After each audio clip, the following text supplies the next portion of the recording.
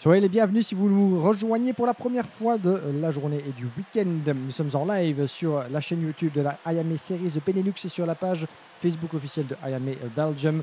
Soyez les bienvenus en notre compagnie pour vivre ensemble la suite du programme est ô combien copieux et ô combien passionnant de cette première épreuve sur 5 de la IAME Series Benelux 2023, le championnat de Belgique de la spécialité, avec une connotation très internationale comme à chaque fois. Près de 300 pilotes qui ont répondu présent sous le soleil de Mariembourg pour lancer les hostilités 2023. Et près de 17 nations représentées, majoritairement européennes, mais surtout des 4 coins du monde, avec des pilotes qui nous viennent même du lointain Japon.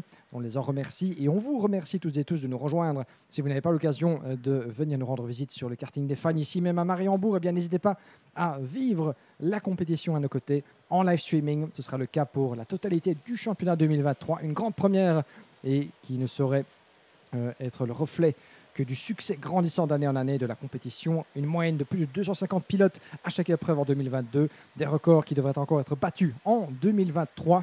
Et pour commencer ce spectacle cet après-midi, Victor Louis et Iliano Couture sur la première ligne de votre grille de départ. Victor Louis, une première victoire à ce niveau après avoir signé la pole position plus tôt dans ce week-end. C'était vendredi fin d'après-midi. Andy Rattel et Kylian Wellens sur la deuxième ligne. Aaron Ferrazzano, Edouard Garcia sur la troisième, suivi de Julien Kamen et François Delati, Mirko Wouters et Nicolas Simic pour votre top 10. Le reste de la grille, allons-nous avoir le temps de la passer en revue? Il me semble que celle-ci est bien formée. On va voir partir d'ici quelques instants. Les feux s'éteignent, on est parti. Green, green, green. Premier départ de l'après-midi. Et le numéro 216 à la corde depuis la pole. Victor Louis qui conserve à sa position. Ça part très très bien pour l'ensemble du peloton. Après le premier virage, gare au freinage appuyé de la deuxième épingle, là où plus d'un pilote s'est parfois retrouvé dans le bas-côté, piégé dans le bac à sable. Il n'en est rien.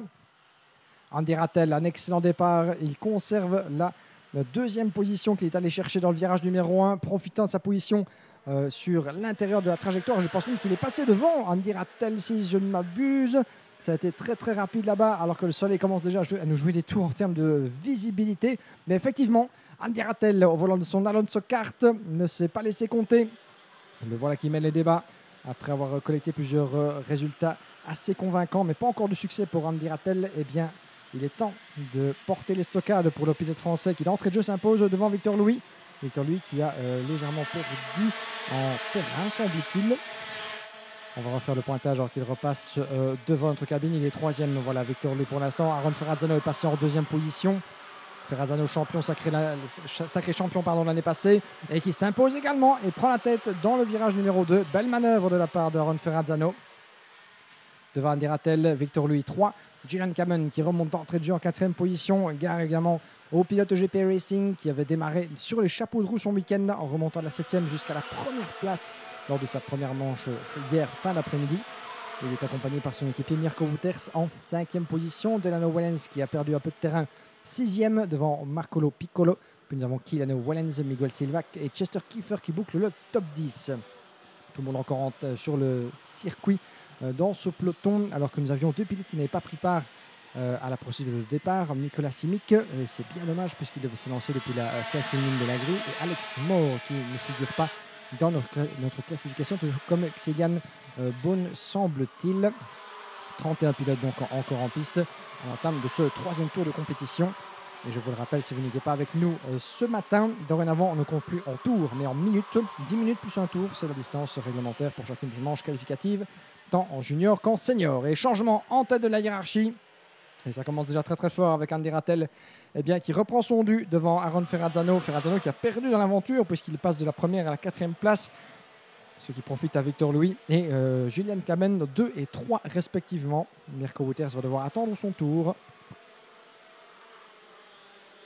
En tout cas, ça démarre très très bien dans le chef du pilote français. Andy Rattel qui, on se souvient, a véritablement explosé sur la scène internationale en remportant la première édition de la deuxième édition de régie de iGames en 2021 dans la catégorie junior pour son team actuel, le KBK Racing Team. On revient avec ce qui se passe au niveau du virage numéro 1, la bataille fait rage. Victor Louis, toujours coincé en deuxième position, sous la pression de Julian Kamen. Victor Louis qui a signé donc sa première pole position volant de son nouveau châssis cosmique sur les couleurs du Team RSD. car Aaron Ferrazzano, évidemment, là, de fer de lance du team Eurokarting. 4e. Mirko Wouters se montre avenant également. Alors que nous avons Delano Wellens, le numéro 212, juste derrière. On rentre dans une phase d'observation après les soubresauts des premiers tours, évidemment, via le moment de se poser, d'observer calmement. Mais tout muscle tendu, évidemment, les réactions des différents adversaires pour essayer. Oh, et contact là-bas dans la gauche de votre image. Ça ne concernait pas les hommes de tête, mais c'était lors du 2e ou 3e peloton. Il y a des pilotes qui ont été impliqués là-bas dans un léger contact. On n'a pas pu identifier de qui il s'agissait, mais ça semble continuer en tout cas. Et malheureusement, non, j'ai pas allé trop vite. Drapeau jaune au niveau de l'escargot. Alors que pendant ce temps-là, eh bien, nous avons la bataille entre Aaron Ferrazzano et Gillian Cameron, le pilote du EGP Racing Team, avec sa livrée toute de jaune fluo. Mirko Wouters juste derrière son équipier. Ferrazzano qui s'était fait doubler, mais qui a repris son dû pour la 3e place. Sous le soleil de Mariembourg et l'homme en bleu qui gesticule, c'est Gilbert Damon, notre directeur de course. Voilà, le drapeau jaune, vous le voyez toujours brandi au niveau du 3e secteur. C'est à la sortie du virage 8 et 9, me semble-t-il. Nous avons perdu en chemin Tobias Norman, le numéro 353, le pilote danois. Tobias Norman qui évolue ce week-end sous les couleurs du team Rave Racing. Pas de chance pour lui qui va devoir donc suivre le reste des hostilités depuis le bas-côté. 5 minutes et des poussières encore avant la conclusion de cette épreuve. Plus un tour évidemment. Andy Rattel, 2 dixièmes d'avance sur Victor Louis. 3e place toujours dans les mains d'Aaron Ferrazzano. Ça s'observe. Meilleur tour en course pour Keanu Wellens en 56 secondes 1. Keanu Wellens qui tente de se refaire une santé dans cette épreuve. 8e seulement alors qu'il s'est lancé depuis la 4e place. Et il est distancé déjà de un petit dixième. A priori, il est à portée de Marco Lopiccolo. Delano Wellens également n'est pas loin. Donc il pourrait encore venir faire tatillon avec le haut du classement. On va suivre la progression de Delano Wellens depuis la 6e place. Numéro 212 qui concourt ce week-end sous les couleurs du team KCR Racing avec son châssis Gillard. Gellard, devrais-je dire, de par ses origines britanniques. Je suis Gellard qui fait partie du groupe OTK et qui a récemment fêté la saison précédente son anniversaire. Et ça change. En tête, Victor Louis qui s'impose au niveau du virage numéro 1. Andy Rattel qui a fermé la porte, mais pas assez puisque Aaron Ferrazzano en profite pour plonger pour la 2e place. C'était bien exécuté de la part d'Aaron Ferrazzano. Et voilà le pilote Eurokarting de retour en tête, je vais dire en tête de cette épreuve, mais en 2e position. La tête n'est pas très loin. Il faudra pour ça aller faire sauter le bouchon Victor Louis. Et vous aviez vu d'ailleurs Ferrazzano gesticuler à Andy Rattel pour lui demander, lui quémander en tout cas de rester derrière, de ne pas contre-attaquer directement parce que par contre-attaquer, par se montrer agressif pour tenter de repasser, ça veut dire perdre du temps. Et c'est une occasion en or pour notre leader Victor Louis, de creuser l'écart autant que possible. Jean Camen 4e qui reste également en embuscade dans cette première manche de l'après-midi, de la manche numéro 10 comme vous le voyez. 2 dixièmes toujours entre Victor Louis et Aaron Ferrazzano. Andy Rattel 3, Gillian Camen 4, 5e place toujours dans les mains de Marco Lopiccolo, le numéro 359, qui nous fait une belle remontée également pour cette entame d'après-midi. Lui qui était 12e sur la grille de départ, le voilà qui est dans le top 5. 7 places même de gagner. Delano Wellens qui continue d'aligner les tours. Keanu Wellens est juste derrière le rookie dans cette catégorie senior. Ils sont respectivement 6 et 7. Et nous avons Miguel Silva, 8e, Mirko Wouters 9 et Riccardo Cirelli en 10e place. Riccardo Cirelli qui, lors de sa précédente manche, le pilote Victory Lane, le pilote Pantano, nous avait gratifié également d'une belle remontée, sachant que sa séance qualificative ne s'était pas passée des mieux, de la meilleure des manières, devrais-je dire. Lui qui s'est lancé 15e, voilà déjà qui est aux portes du top 10 et remonte. Le voilà désormais 8e, Riccardo Cirelli, ça se passe en dehors de votre image. Nous sommes avec les 3 leaders et juste derrière Gillian Cameron qui va perdre sa position sur Marco Lopiccolo. Piccolo qui a légèrement tassé le numéro 255 à l'extérieur du virage numéro 3. Mais c'est passé pour le pilote Victory Lane, Marco Lopiccolo, qui est désormais le pilote français en 4e position. Gillian Cameron qui s'accroche tant bien que mal mais qui a perdu du terrain en conséquence. Julian Cameron qui tourne en 56.6 pour 56.0. Donc la différence est marquée lors du tour précédent. Marco Piccolo très rapide, ce qui a permis de prendre avantage sur le pilote GP Racing Team. Une 37 restant dans cette épreuve, plus un tour avant de connaître l'issue de cette manche qualificative. Victor Louis peut être en route vers une deuxième victoire de manche.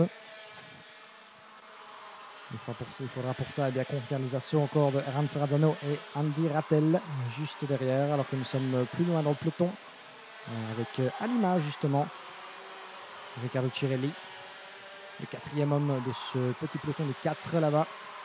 Et voilà Riccardo Cirelli qui continue sa remontée, le numéro 207 sur Delano Wellens qui n'a rien pu faire pour éviter l'attaque portée à la corde du virage numéro 3. Bien effectué de la part de Riccardo Cirelli, 7e désormais. Et ça lui fait 8 places de gagner. C'est révélateur en tout cas que le potentiel est là dans le chef de Riccardo Cirelli. Après une qualification obstruée, difficile sans doute par un trafic et un manque de tour clair. Et bien le voilà qui est condamné à remonter chacune de ses manches qualificatives tant bien que mal. Ce qui veut dire qu'il il est beaucoup plus demandeur dans ses pneus, beaucoup plus agressif dans ces trains de pneus qui sont alloués. La mission évidemment pour chacun des pilotes, c'est de parvenir jusqu'à la finale avec un maximum de trains restants et de passer la moitié donc, du train de pneus restants, donc 2 gommes pour la finale. Et attention, ça se chahute un petit peu là-bas. Julian Cameron qui est sous la pression de Riccardo Cirelli. Et Garou, ça se touche là-bas avec le numéro 360, Keanu Wellens. Keanu Wellens qui a tenté de passer à l'abordage là-bas avec Cirelli qui prend la corde. Il est en bonne position et c'est malheureusement les pilotes GP qui sont en train de perdre très gros dans cette aventure. Alors que le 369 écope d'une pénalité de 5 secondes pour pushing, donc une poussette là-bas, dont le 369 a été reconnu coupable. C'est Milan Marzak, le pilote néerlandais, qui évolue en 15e position. Nous sommes dans l'avant-dernier tour. Il restera une boucle, 1366 mètres à disputer. Le leader repasse devant notre cabine. 5 dixièmes entre Victor Louis, Aron Ferrazzano et Andy Rattel, et la bagarre là-bas qui fait rage entre Julian Cameron et Mirko Wouters. Ils sont 8 et 9 respectivement. Juste devant, ils ont pour l'instant Marco Piccolo, Keanu Wellens, Riccardo Cirelli juste devant.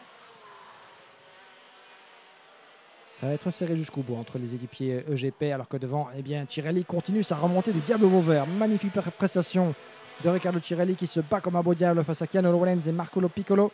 Et je pense même qu'il va terminer bien sûr la 4e position. Alors que pendant ce temps-là, Victor Louis, l'un des jeunes fers de lance du team RSD Karting, en route vers sa 2e victoire de manche. Belle performance de la part de Victor Louis à des régionaux de l'étape qui l'emporte sur son terrain. Lui qui avait signé la pole position vendredi après-midi a converti l'essai déjà dans une manche précédente. Et voilà, 2e succès, autant que les autres favoris à la compétition dans cette catégorie, que sont Sam Balota et Ali Goldstein. J'ai oublié également les 2 succès signés par Adam Rahali. Voici que Victor Louis se met à leur niveau, ce qui jette encore un voile d'incertitude sur la hiérarchie finale au terme de ces manches. Et plus on a de favoris, plus on a de pilotes capables de jouer la gagne jusqu'au bout, plus on est servi et forcément gâté en tant que spectateur neutre que nous sommes. Victoire donc de Victor Louis devant Aron Ferrazzano, Andy Rattel et Marco Piccolo, ainsi que Riccardo Cirelli qui termine à une brillante 5e place après s'être élancé 15e sur la grille.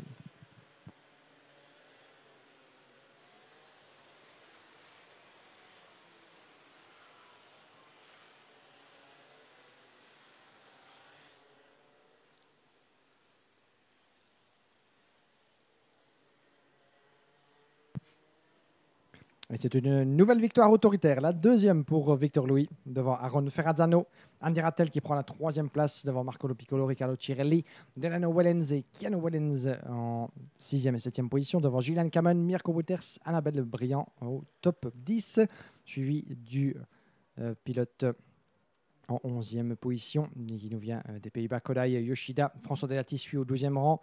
Puis nous avons Wout de Ridder, Marcus Glum, Rimor Blanc, Edouard Gurcia, Jens Sotrer, Matteo Van der Kerkhove, Paul Leitem, Dylan Visser, Florent Dirda en dehors du top 20, suivi de Quentin Hanoul, Eliano Couture, Milan Marzak, Giorgio Markenstein, Mathias Van der Kerkhove, avec Ceylan Bone, Rudy Verlinden, ainsi que Chester Kiefer, qui est le dernier pilote à avoir franchi la ligne d'arrivée. Miguel Silva, Tobias Norman, qui ne répondent pas présents, dû abandonner donc au cours de cette épreuve. Une épreuve que n'ont pas disputée Nicolas Simic et Alex Moore. Voici donc une très belle entame d'après-midi pour Victor Louis. Deuxième victoire de manche, de quoi donc lui donner certainement un regard de confiance après des débuts plus compliqués depuis la pole position. On verra s'il parviendra encore à convertir l'essai pour sa dernière manche qualificative qui nous tiendra en haleine tout à l'heure sur le coup de 14h10. Le groupe A contre le groupe D avant la toute dernière. Pardon, ce sera l'avant-dernière manche. La dernière manche qualificative, ce sera A contre B à suivre sur le coup de 14h50. Une petite pause et puis la suite du spectacle avec les groupes B contre groupe E, toujours dans la catégorie senior. 10 minutes plus un tour. On prend pas vraiment les mêmes, mais on recommence. Vous connaissez la procédure avec Sam Balota et Ellie Goldstein sur la première ligne. C'est une foire d'empoigne que vous ne voulez pas rater.